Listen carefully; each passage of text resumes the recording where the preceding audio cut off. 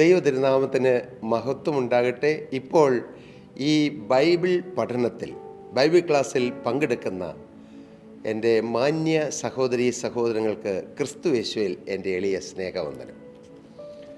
നിങ്ങൾ ഈ തിരുവചന ശുശ്രൂഷ അഥവാ ബൈബിൾ പഠനം, ബൈബിൾ ക്ലാസ്സിൽ പങ്കെടുക്കാൻ പോലും നിങ്ങൾക്കിടയായത് വചനത്തോടുള്ള നിങ്ങളുടെ ഒരു ആഗ്രഹവും വചനത്തോടുള്ള നിങ്ങളുടെ സമീപനവും വചനത്തോടുള്ള നിങ്ങളുടെ ബഹുമാനവുമാണ് പ്രതിനിധീകരിക്കുന്നത്. സ്തോത്രം. വചനം പഠിക്കുക, വചനത്തോടടുക്കുക. വചനത്തോടടുക്കുന്ന ദൈവത്തോടടുക്കുന്നു. കാരണം ഈ വചനം ദൈവം തന്നെയാണ്. ആദിയിൽ വചനം ഉണ്ടായിരുന്നു, വചനം ദൈവത്തോടു കൂടിയായിരുന്നു, വചനം ദൈവമായിരുന്നു. നമുക്ക് അറിയാം യോഹന്നാൻ്റെ സുവിശേഷം 1-ാം അധ്യായത്തിലെ ആദ്യത്തെ വാക്യങ്ങൾ. കർത്താവിന് സ്തോത്രം. വചനം പഠിക്കണം. ഞാൻ ഓർക്കുന്നുണ്ട്, ഞാൻ 19-ാമത്തെ വയസ്സിൽ മാനസാന്തരപ്പെട്ടതിന് ശേഷം അന്നത്തെ ഞങ്ങളുടെ ആത്മീക ഗുരുവായിരുന്ന ദേവദാസൻ എല്ലാ വെള്ളിയാഴ്ചയിലും വൈകിട്ട് ബൈബിൾ ക്ലാസ് എടുക്കും, 1 മണിക്കൂർ. അതിനു മുമ്പ് ഒരു വേദവാക്യം കാണാതെ പഠിച്ചത് പറയാനുള്ള അവസരമുണ്ട്. ഞാൻ മിക്കവാറും ആ ബൈബിൾ ക്ലാസ്സിൽ പങ്കെടുക്കുമായിരുന്നു. എനിക്കതൊരു ഹരമായിരുന്നു. കാരണം ഈ ബൈബിളിൽ എന്താണ് എഴുതിയിരിക്കുന്നതെന്ന് അറിയണം. കാര്യം ഞാൻ 19 വയസ്സ് വരെയും ദൈവാലയങ്ങളിൽ പോയിട്ടുണ്ട്, സൺഡേ സ്കൂളിൽ പഠിച്ചിട്ടുണ്ട്. പക്ഷേ ഈ വചനവുമായിട്ട് വേറെ വലിയ അടുപ്പമൊന്നും ഉണ്ടായിരുന്നില്ല. പതിവായി എഴുതപ്പെട്ടിരുന്ന പ്രാർത്ഥനകൾ ചൊല്ലും, അത് ഓർമ്മ വെച്ച കാലം മുതൽ അത് തന്നെ ചൊല്ലിക്കൊണ്ടിരിക്കുന്നു. പ്രത്യേകിച്ച് വചനത്തിൽ വലിയ ആഴങ്ങളോ, വചനത്തിൽ എന്താണ് എഴുതിയത്, എന്താണ് ബൈബിൾ എന്ന് പോലും ക്രിസ്ത്യാനികളുടെ ഒരു പുസ്തകം എന്നതിൽ ഉപരിയായി it's the word of God. ദൈവത്തിൻ്റെ വാക്കുകളാണ് ഈ ബൈബിളിൽ നിറഞ്ഞു നിൽക്കുന്നത്. പരിശുദ്ധാത്മാവിൻ്റെ സ്വരമാണ് ഈ ബൈബിളിൽ മുഴങ്ങി നിൽക്കുന്നുള്ളതായ ആ വലിയ അർത്ഥങ്ങളോ ആഴങ്ങളോ എനിക്ക് മനസ്സിലായിരുന്നില്ല. പക്ഷേ ഈ വചനം ആ കാലം മുതൽ അനേകം വചനം ബൈഹേർട്ടാക്കാൻ, ഹൃദയത്തിൽ സംഗ്രഹിക്കാനും, അത് പല അവസരങ്ങളിൽ എൻ്റെ വ്യക്തി ജീവിതത്തിലും എൻ്റെ ക്രൈസ്തവ ജീവിതത്തിൻ്റെ ഓരോ പന്ഥാവിലും അതുപോലെ ശുശ്രൂഷയുടെ രംഗത്തെല്ലാം ഈ തിരുവചനം എന്നെ ഒറ്റുപിടി സഹായിച്ചിട്ടുണ്ട്. ഒരു മെഡിക്കൽ വിദ്യാർത്ഥി എന്തുമാത്രമാണ് പഠിക്കുന്നത് ഞാൻ കണ്ടിട്ടുണ്ട്. ഞങ്ങളുടെ ഇളയ 2 കുട്ടികളും, നടുവിലത്തെ മോനും ഇളയ മോനും MBBS പാസ്സായവരാണ്. അവർ ഇത്രയും കട്ടിയുള്ള എന്തുമാത്രം ബുക്കുകൾ ഞാൻ വാങ്ങിക്കൊടുത്തിട്ടുണ്ട് അവർ പറയുന്നതനുസരിച്ച്. ഞങ്ങളുടെ മൂത്ത മോൻ എൻജിനീയറിംഗാണ് പഠിച്ചത്. ആ മോനും ധാരാളം ബുക്കുകൾ വാങ്ങിക്കുകയും ഉപയോഗിക്കുകയൊക്കെ ചെയ്ത് ഞാൻ കണ്ടിട്ടുണ്ട്. അപ്പോൾ വലിയ വലിയ ബുക്കുകൾ വായിച്ച് വർഷങ്ങൾ പഠിച്ചാണ് ഒരു മെഡിക്കൽ വിദ്യാർത്ഥി ഒരു ഡോക്ടറാകുന്നത്. നമുക്കാകെപ്പാടി ഒരു 66 ബുക്കുകളുള്ള ഒരു കൊച്ചു ബൈബിൾ. അതിനോടുള്ള നമ്മുടെ സമീപനം, അത് നമ്മുടെ ക്രിസ്തീയ ജീവിതത്തിൽ വളരെ വളരെ വളരെ ഇമ്പോർട്ടൻ്റാണ്, പ്രധാനപ്പെട്ട കാര്യമാണ്. ഏത് കാര്യം വരുമ്പോഴും വചനം എന്തു പറയുന്നു, വാട്ട് സ്ക്രിപ്ചർ സേസ്, ഇത് നമ്മുടെ ജീവിതത്തിലെ ഒരു പ്രമാണമായിരിക്കണം. നാം ഈ ലോകത്തിലെയോ അല്ലെങ്കിൽ ആത്മീയമായിട്ടുള്ളതോ ആയ ഏതൊരു കാര്യത്തിലേക്കും നാം മുന്നിട്ടിറങ്ങുമ്പോഴും അതിലിടപെടുമ്പോഴും ഒരുപക്ഷെ നമ്മുടെ ബുദ്ധിയിൽ നമുക്ക് ചില ആലോചനകൾ കിട്ടും, അല്ലെങ്കിൽ മറ്റ് നമ്മുടെ എക്സ്പീരിയൻസിൽ നിന്നോ, നമ്മുടെ ഇതുവരെയുള്ളതായ ജീവിത അനുഭവങ്ങളിൽ നിന്നോ, അല്ല മറ്റുള്ള ആരെങ്കിലുമോ നമ്മൾ ഉപദേശിക്കുന്നതായ വാക്കുകളോ മറ്റ് പലതും നമുക്ക് കിട്ടുമെങ്കിലും അതൊന്നും ശരിയാവണമെന്നില്ല. എന്നാൽ 100% 100% ശരിയായി നമുക്ക് വഴി പറഞ്ഞു തരുന്നതാണ് ഈ തിരുവചനം. അതുകൊണ്ടാണ് വചനം പാതയ്ക്ക് ദീപമാണെന്ന് പറയുന്നത്, കാലിന് പ്രകാശമാണെന്ന് പറയുന്നത്. സ്തോത്രം. നമുക്ക് തിരുവചനത്തിലേക്ക് വരാം. നമ്മുടെ ചിന്താവിഷയം തന്നെ നിങ്ങൾക്കറിയാമല്ലോ, പരിശുദ്ധാത്മാവ് എന്ന വിഷയം. പരിശുദ്ധാത്മാവ് എങ്ങനെയെല്ലാം വ്യാപരിക്കുന്നു, പരിശുദ്ധാത്മാവിൻ്റെ പേരുകളെന്ത്, പരിശുദ്ധാത്മാവിൻ്റെ സാദൃശ്യങ്ങൾ എന്തെല്ലാം, പരിശുദ്ധാത്മാവിനെക്കുറിച്ച് വലിയൊരു പഠനം ഈ വേദപുസ്തകത്തിലുണ്ട്. നമ്മളൊന്ന് തൊട്ട് പോകുന്നേ ഉള്ളൂ. ഒരുപക്ഷെ ഞാൻ വീണ്ടും പറയട്ടെ, പഠിക്കുകയല്ല, അനുഭവിക്കുകയാണ്.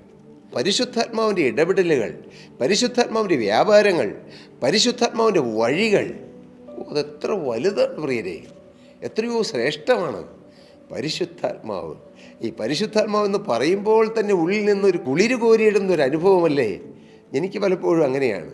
പരിശുദ്ധാത്മാവ് എന്ന് പറയുമ്പോൾ പോലും ഞാൻ പലപ്പോഴും പറയാറുണ്ട്, I welcome you Holy Spirit, I honour you Holy Spirit, I respect you Holy Spirit, I follow you Holy Spirit, I obey you Holy Spirit. ഇങ്ങനെ പരിശുദ്ധാത്മാവേ ഞാൻ അങ്ങയെ സ്നേഹിക്കുന്നു, I love you Holy Spirit, I respect you Holy Spirit. ഇങ്ങനെ പരിശുദ്ധാത്മാവിനെ നാം ആദരിക്കുകയും അംഗീകരിക്കുകയും എളിമപ്പെടുകയും ബഹുമാനിക്കുകയും ചെയ്യുമ്പോൾ ആ പരിശുദ്ധാത്മാവിൻ്റെ കൃപ നമ്മിലേക്ക് ഒഴുകി വരും. സ്തോത്രം. ദൈവനാമം മഹത്വപ്പെടട്ടെ. ഇന്ന് നാം ചിന്തിച്ചു വന്നത് ഓരോ പുസ്തകങ്ങളിൽ ദൈവവചനത്തിലെ ഓരോ ബുക്കുകൾ, 66 ബുക്കുകളുള്ള ഈ ബൈബിളിൽ ഓരോ ബുക്കിലും ഓരോ ഭാഗങ്ങളിൽ പരിശുദ്ധാത്മാവിനെക്കുറിച്ച് എന്താണ് പറഞ്ഞിരിക്കുന്നത്, അതാണ് നാം ചിന്തിച്ചു വന്നത്. നാം യോശുവയുടെ കാര്യത്തെക്കുറിച്ചായിരുന്നുവല്ലോ കഴിഞ്ഞ എപ്പിസോഡിൽ ചിന്തിച്ചത്. ഇന്ന് നമുക്ക് യോശുവയുടെ കാലം കഴിഞ്ഞ് അടുത്ത കാലഘട്ടം, നമുക്കറിയാം ന്യായാധിപന്മാരുടെ കാലഘട്ടം, ജഡ്ജസ്. ദൈവം തൻ്റെ ജനത്തെ ന്യായപാലനം ചെയ്യുവാൻ, സത്യത്തിലും നീതിയിലും ന്യായത്തിലും തൻ്റെ ജനത്തെ നടത്തുവാൻ ദൈവം നിയോഗിച്ച ദൈവത്തിൻ്റെ ദാസിമാരാണ് ന്യായാധിപന്മാർ. യോശുവയുടെ കാലഘട്ടം കഴിഞ്ഞു. കനാൻ ദേശത്തേക്ക് ദൈവജനം പ്രവേശിച്ചു. എന്നാൽ യോശുവയുടെ മരണശേഷം ഇസ്രായേൽ മക്കൾ, ഞങ്ങളിൽ ആരാകുന്നു കനാന്യരോട് യുദ്ധം ചെയ്യുവാൻ പോകേണ്ടതെന്ന് യഹോവയോട് ചോദിച്ചു. എന്തൊരു മനോഹരമായ വാക്കാണ് ന്യായാധിപന്മാരുടെ പുസ്തകം 1-ാം അധ്യായം 1-ാമത്തെ വാക്യത്തിൽ എഴുതിയിരിക്കുന്നത്. ജീവിതത്തിലൊരു പ്രതിസന്ധി വന്നു, അല്ലെങ്കിൽ ഒരു യുദ്ധം വന്നു, മുന്നോട്ട് പോകാൻ തടസ്സമായി നിൽക്കുന്ന ചില പ്രതിസന്ധികളും പ്രതിബന്ധങ്ങളും വന്നു. അവർ ചെയ്തത്, അവർ യഹോവയോട് ചോദിച്ചു, ദൈവമേ, ഞങ്ങൾ 12 ഗോത്രങ്ങളുണ്ട്, എന്നാൽ ഞങ്ങൾ ആരാകുന്നു മുന്നോട്ട് പോകേണ്ടത്, ആദ്യം പോകേണ്ടത്? സ്വർഗത്തിലെ ദൈവം പറഞ്ഞു, യഹൂദ പുറപ്പെടട്ടെ, ഞാൻ ദേശം എൻ്റെ കയ്യിൽ ഏൽപ്പിച്ചിരിക്കുന്നു എന്ന് യഹോവ കൽപ്പിച്ചു. അങ്ങനെയാണ് ന്യായാധിപന്മാരുടെ പുസ്തകത്തിലെ തുടക്കം. നമ്മുടെ ജീവിതത്തിലെ തുടക്കം ദൈവത്തിലായിരിക്കണം, ദൈവാശ്രയത്തിലായിരിക്കണം, ദൈവകൃപയിലായിരിക്കണം, ദൈവത്തിൻ്റെ സാന്നിധ്യത്തിലായിരിക്കണം. ഈ ന്യായാധിപന്മാരുടെ പുസ്തകത്തിൽ അനേകം ന്യായാധിപന്മാരെ നമുക്ക് കാണാൻ കഴിയും. അതിൽ 1-ാമത്തെ ന്യായാധിപനായിരുന്നു ഒത്നിയേൽ. 2-ാമത്തെ ന്യായാധിപനായിരുന്നു യേഹൂദ്. 3 ശങ്കർ. പിന്നീട് വരുമ്പോൾ ദെബോര എന്ന ഒരു പ്രവാചകി ഈ ജനത്തെ നടത്തി, ബാരാക്ക് എന്ന ദൈവഭൃത്യനോടൊപ്പം. പിന്നെ നാം നോക്കുമ്പോൾ ഗിദെയോനെ കാണാം. പിന്നെ ചെറിയ കൊച്ചു ന്യായാധിപന്മാരെ കാണാം, തോല, യായീർ, അങ്ങനെ വരുന്നു. പിന്നെ നമുക്ക് ഇബ്താഹിനെ കാണാം, ശക്തനായ ഒരു ന്യായാധിപനായിരുന്നു. പിന്നെ ഇസ്ബാൽ, ഏലോൻ, അബ്ദോൻ, അങ്ങനെ ചെറിയ ചെറിയ കാലഘട്ടങ്ങളിൽ ഇസ്രായേൽ ജനത്തെ ന്യായപാലനം ചെയ്ത ന്യായാധിപന്മാരുണ്ട്. പിന്നീട് അങ്ങ് വരുമ്പോൾ ശക്തനായ ഒരു ന്യായാധിപനായിരുന്നു ശിംശോനെ കുറിച്ചറിയാം. ഇങ്ങനെ കുറേ ന്യായാധിപന്മാരും അതിൻ്റെ ഇടയിൽ ദെബോര എന്നൊരു പ്രവാചകി ഇസ്രായേൽ ജനത്തെ ന്യായപാലനം ചെയ്ത ചില ചരിത്രങ്ങളും നമുക്ക് തിരുവനന്തപുരത്ത് നിന്ന് കാണാൻ കഴിയും. നമുക്ക് ഓരോ ന്യായാധിപന്മാരെ കുറിച്ച് ചിന്തിക്കാം. നാം ഇപ്പോൾ ചിന്തിക്കുന്നത് ന്യായാധിപന്മാരെ കുറിച്ച് ചിന്തിക്കാനല്ല, പരിശുദ്ധാത്മാവിനെ കുറിച്ചാണ് ചിന്തിക്കുന്നത്. ഈ ന്യായാധിപന്മാരിൽ എങ്ങനെയെല്ലാം പരിശുദ്ധാത്മാവ് വ്യാപരിച്ചു എന്നാണ് നമുക്ക് അറിയേണ്ടത്. അതാണ് നമ്മുടെ ചിന്താവിഷയം. അതിന് കാണണമെങ്കിൽ ന്യായാധിപന്മാരുടെ പുസ്തകം 3-ാം അധ്യായം 10-ാമത്തെ വാക്യം നമുക്ക് വായിച്ച് നോക്കുമ്പോൾ അവിടെ എങ്ങനെയാണ് ഈ ഒത്നിയേൽ എന്ന ആ ന്യായാധിപനിൽ ദൈവത്തിൻ്റെ പരിശുദ്ധാത്മാവ് വ്യാപരിച്ചതെന്ന് നമുക്ക് കാണാൻ കഴിയും. 9-ാമത്തെ വാക്യം തൊട്ട് നമുക്ക് വായിക്കാം. എന്നാൽ ഇസ്രായേൽ മക്കൾ യഹോവയോട് നിലവിളിച്ചപ്പോൾ യഹോവ കാലേബിൻ്റെ അനുജനായ കെനസിൻ്റെ മകൻ ഒത്നിയേലിനെ ഇസ്രായേൽ മക്കൾക്ക് രക്ഷകനായി എഴുന്നേൽപ്പിച്ചു. അവൻ്റെ മേൽ യഹോവയുടെ ആത്മാവ് വന്നു. അവൻ ഇസ്രായേലിന് ന്യായാധിപതിയായി യുദ്ധത്തിന് പുറപ്പെട്ടപ്പോൾ യഹോവ മെസൊപ്പൊത്യോമിയയിലെ രാജാവായ കൂശൻ രിഷാഥീമിനെ അവൻ്റെ കയ്യിൽ ഏൽപ്പിച്ചു. അവൻ കൂശൻ രിഷാഥയീമിനെ ജയിച്ചു. ദേശത്തിന് 40 സംവത്സര സ്വസ്ഥതയുണ്ടായി. ഇവിടെ ഒത്നിയേലിൻ്റെ മേൽ ദൈവാത്മാവ് വന്നു. കർത്താവിന് സ്തോത്രം. എല്ലാവരും സാധാരണക്കാരായ മനുഷ്യരാണ്. എന്നാൽ സാധാരണക്കാരായ മനുഷ്യരിൽ അസാധാരണമായ ദൈവപ്രവൃത്തികളും അസാധാരണമായ ചില കാര്യങ്ങളും നടക്കുന്നത് ദൈവാത്മാവ് വരുമ്പോഴാണ്. ഒത്നിയേൽ ഇസ്രായേൽ ജനത്തിൽ ഉള്ള ഏതൊരുവനെ പോലെ ഒരാളായിരുന്നു. പക്ഷെ അവൻ്റെ മേൽ പരിശുദ്ധാത്മാവ് വന്നപ്പോൾ, ദൈവത്തിൻ്റെ ആത്മാവ് വന്നപ്പോൾ അവന് ജയം നേടാൻ, രാജാക്കന്മാരുടെ മേൽ ജയം നേടാൻ ഇടയായി എന്നുള്ളതാണ്. പ്രിയപ്പെട്ടവരെ, നമ്മുടെ ജീവിതത്തിലും ജയം ലഭിക്കാൻ നാം പരിശുദ്ധാത്മാവിനെ പ്രാപിക്കണം. പരിശുദ്ധാത്മാവ് വന്നാലേ ജയമുള്ളൂ. അത് പാപത്തിന്മേൽ ജയമാകട്ടെ, ലോകത്തിന്മേൽ ജയമാകട്ടെ, ചിന്തയിന്മേൽ ജയമാകട്ടെ, ജഡത്തിൻ്റെ പ്രവൃത്തികളിലുള്ള ജയമാകട്ടെ, ഏതും പണത്തിന്മേൽ, ദ്രവ്യാഗ്രഹത്തിന്മേലുള്ള ജയമാകട്ടെ, ഏതൊരു കാര്യത്തിലും ജയം നൽകുന്നത് പരിശുദ്ധാത്മാവാണ്. ഒത്നിയേലിൻ്റെ മേൽ ആത്മാവ് വന്നു, അവൻ രാജാക്കന്മാരെ ജയിച്ചടക്കി. നമുക്ക് അത്രയൊക്കെ മാത്രം ടച്ച് ചെയ്ത് മുന്നോട്ട് പോകാം. വീണ്ടും അടുത്ത ഇതിലേക്ക് വരുമ്പോൾ നമ്മൾ ഒന്ന് തൊട്ടാണ് പറഞ്ഞു വരുന്നത്. ന്യായാധിപന്മാരുടെ പുസ്തകം 6-ാം അധ്യായം 34-ാമത്തെ വാക്യം വരുമ്പോൾ, 6-ാം അധ്യായം 34-ലേക്ക് വരുമ്പോൾ അവിടെ കാണുന്നു, ഗിദെയോൻ്റെ മേൽ ദൈവത്തിൻ്റെ ആത്മാവ് വന്നുവെന്ന്. അപ്പോൾ യഹോവയുടെ ആത്മാവ് ഗിദെയോൻ്റെ മേൽ വന്നു. അവൻ കാഹളമൂതി അബിയേസ്ര്യരെ തൻ്റെ അടുക്കൽ വിളിച്ചുകൂട്ടി. 6-ാം അധ്യായം 1-ാമത്തെ വാക്യം വായിക്കുമ്പോൾ, ഇസ്രായേൽ മക്കളുടെ ഒരു സ്വഭാവമാണ് എപ്പോഴും ദൈവത്തെ വേദനിപ്പിക്കുക, ദൈവത്തിനെതിരായി ചിന്തിക്കുക, ദൈവത്തിനെതിരായി പ്രവർത്തിക്കുക, ദൈവത്തെ മറന്നു കളയുക, വിഗ്രഹങ്ങളെ ചെന്ന് സേവിക്കുക, അല്ലെങ്കിൽ ഏതെങ്കിലും ദൈവം വെറുക്കുന്ന കാര്യത്തിൽ ബന്ധപ്പെട്ട് നിൽക്കുക എന്നുള്ളത് ഇസ്രായേൽ ജനത്തിൻ്റെ ഒരു ബലഹീനതയായിരുന്നു. കർത്താവിന് സ്തോത്രം. ഇസ്രായേൽ മക്കൾ പിന്നെയും യഹോവയ്ക്ക് അനിഷ്ടമായുള്ളത് ചെയ്തു. അത് ഈ വേദപുസ്തകത്തിൻ്റെ ചരിത്ര താളുകളിൽ നമുക്ക് വായിക്കാൻ കഴിയും. ഇസ്രായേൽ ജനം അവർ ദൈവത്തിന് അനിഷ്ടമായുള്ളത് ചെയ്യുന്നു. നമ്മുടെ ജീവിതത്തിൽ നാം ജീവിതയാത്രയിൽ മുന്നോട്ട് പോകുമ്പോൾ നമ്മുടെ ജീവിതത്തിൽ പലപ്പോഴും സംഭവിക്കാറുണ്ട്. ദൈവം ദുഃഖിക്കുന്ന ചില കാര്യങ്ങൾ, ദൈവം ഇഷ്ടപ്പെടാത്ത കാര്യങ്ങൾ, ദൈവം വേദനിക്കുന്ന കാര്യങ്ങൾ, ദൈവത്തിന് അനിഷ്ടമായുള്ള കാര്യങ്ങൾ നമ്മുടെ ജീവിതത്തിലും വരാറുണ്ട്. തീർച്ചയായും നാം ഈ ജഡത്തിൽ വസിക്കും കാലം നമുക്ക് ചില ആത്മീയ പോരാട്ടങ്ങളുണ്ട്. യുദ്ധത്തിൻ്റെ മുഖത്താണ് നിൽക്കുന്നത്. ചിലപ്പോൾ പരിക്ക് പറ്റും, ചിലപ്പോൾ വീഴ്ച പറ്റും, ചിലപ്പോൾ മുറിവ് പറ്റും. പക്ഷേ ഇതൊക്കെ സംഭവിക്കുമ്പോഴും എന്താണ് ചെയ്യുന്നത്? യഹോവ അവരെ 7 സംവത്സരം മിദ്യാൻ്റെ കയ്യിൽ ഏൽപ്പിച്ചു. മിദ്യാൻ ഇസ്രായേൽ മേൽ ആധിക്യം പ്രാപിച്ചു. ഇസ്രായേൽ മക്കൾ മിദ്യാന്റെ നിമിത്തം പർവ്വതങ്ങളിലും ഗഹൂരങ്ങളിലും ഗുഹകളിലും ദുർഗങ്ങളിലും ശരണമാക്കി. ഇസ്രായേൽ മക്കൾ വിതയ്ക്കുമ്പോൾ മിദ്യാന്യർ വന്ന് അമാലേക്കരും കിഴക്കേ ദേശക്കാരും അവർ നേരെ വരും. ഇസ്രായേലിന് ആഹാരമോ ആടോ മാടോ കഴുതിയോ ഒന്നും ശേഷിപ്പിക്കില്ല, അവരെല്ലാം പിടിച്ചുകൊണ്ടുപോകും.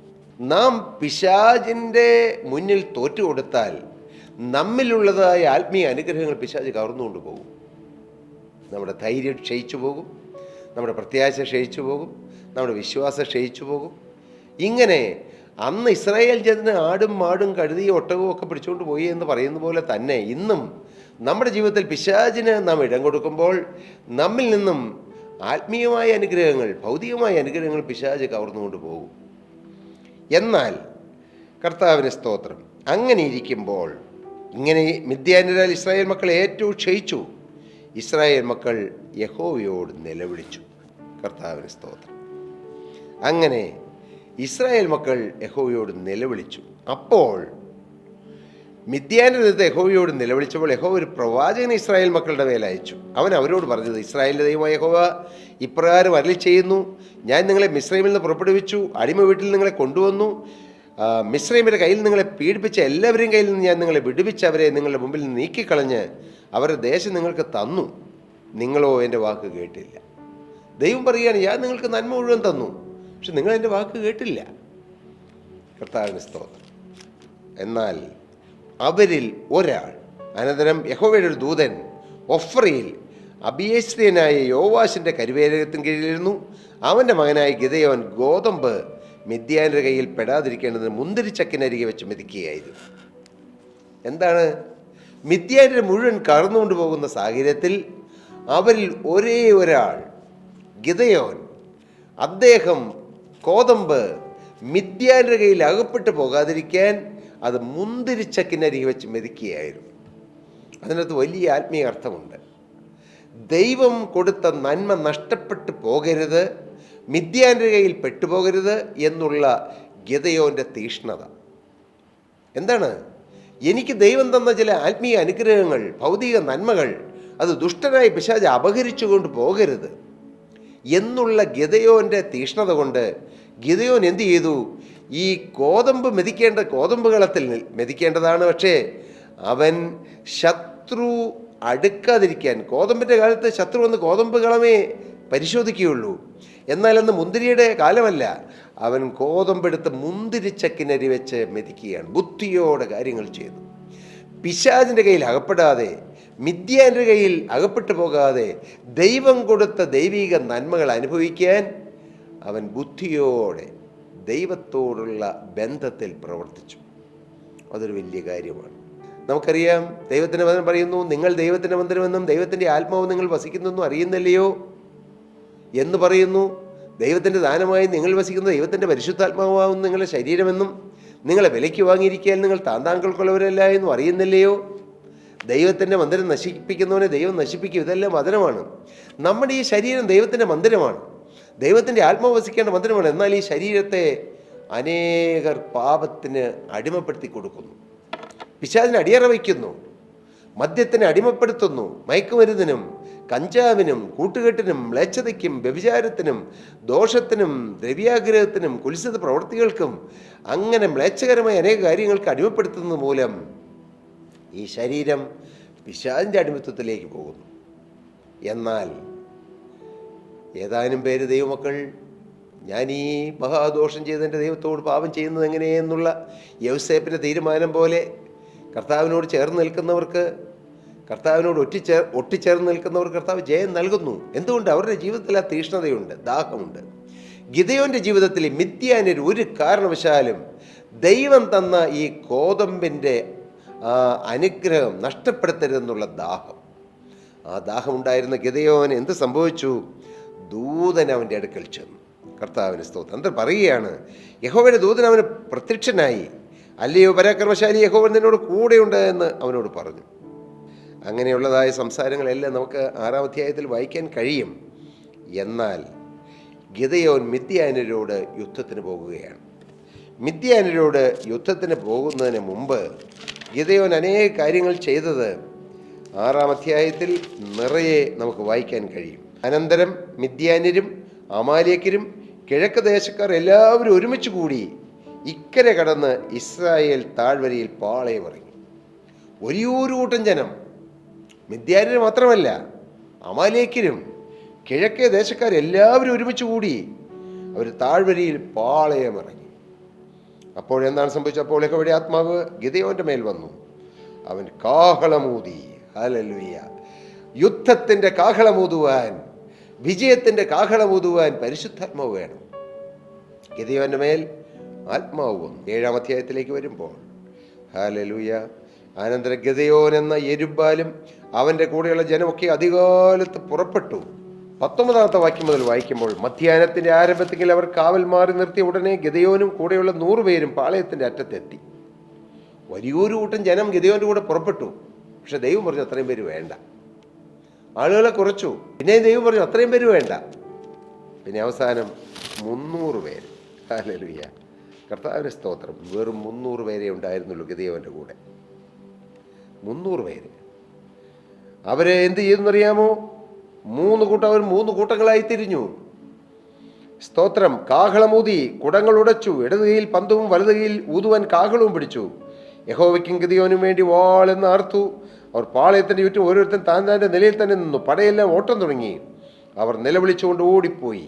മിദ്യാന്യരും അമാലേക്യരും കിഴക്കേ ദേശക്കാരും ഗിദെയോനും കൂടെയുള്ള 300 പേരും മറ്റൊന്നും ചെയ്തില്ല. അവർ കാഹളമൂതി, കുടങ്ങൾ ഉടച്ചു, പന്തം കൊളുത്തി. ഹല്ലേലൂയ! അവർ യഹോവയ്ക്കും ഗിദെയോനും വേണ്ടി വാൾ എന്ന് ആർത്തപ്പോൾ ഓരോരുത്തൻ്റെ വാൾ താൻ്റെ കൂട്ടുകാരൻ്റെ നേരെ തിരിഞ്ഞു. സൈന്യം സെരേര വഴിയായി ബേത്ത്ശിത്താവ് വരെയും വലിയൊരു ഭയം അവരിൽ വ്യാപരിച്ചു. അവർ തമ്മിൽ വെട്ടുകയും തമ്മിൽ കൊല്ലുകയും ഭയപ്പെട്ട് തിരിഞ്ഞോടുകയും ചെയ്തു. പ്രിയപ്പെട്ടവർ, എന്തിന് അവസാനം നാം കാണുന്നു ഗിദെയോന് വലിയൊരു ജയം കർത്താവ് കൊടുത്തു എന്ന്. എനിക്കൊന്നേ പറയാനുള്ളൂ, ഗിദെയോൻ്റെ മേൽ ആത്മാവ് വന്നപ്പോൾ എന്ത് ചെയ്തു? വലിയ വിജയം കിട്ടി. ഒത്നിയേലിൻ്റെ മേൽ ആത്മാവ് വന്നപ്പോൾ ഒത്നിയേലിന് വലിയ ജയം കിട്ടി. ഒറ്റക്കാര്യം മാത്രം, നമ്മുടെ ജീവിതത്തിൽ ജയം വേണമെങ്കിൽ, പരാജയങ്ങൾ നമുക്ക് ഒരു ഓർമ്മയായി തീരണമെങ്കിൽ പരിശുദ്ധാത്മാവ് വരണം. പരിശുദ്ധാത്മാവ് ജയത്തിൻ്റെ ആത്മാവാണ്. പരിശുദ്ധാത്മാവ് ഉണ്ടെങ്കിലേ ജയം കിട്ടുകയുള്ളൂ. മോനെ, പരിശുദ്ധാത്മാവിനെ എതിർത്ത് നിനക്ക് ഒരിക്കലും ജയം കിട്ടുകയില്ല. പരിശുദ്ധാത്മാവിൻ്റെ വഴിയെ നീ ചോദ്യം ചെയ്താൽ നിനക്ക് ജയം കിട്ടുകയില്ല. കാരണം ജയം തരുന്നത് പരിശുദ്ധാത്മാവാണ്.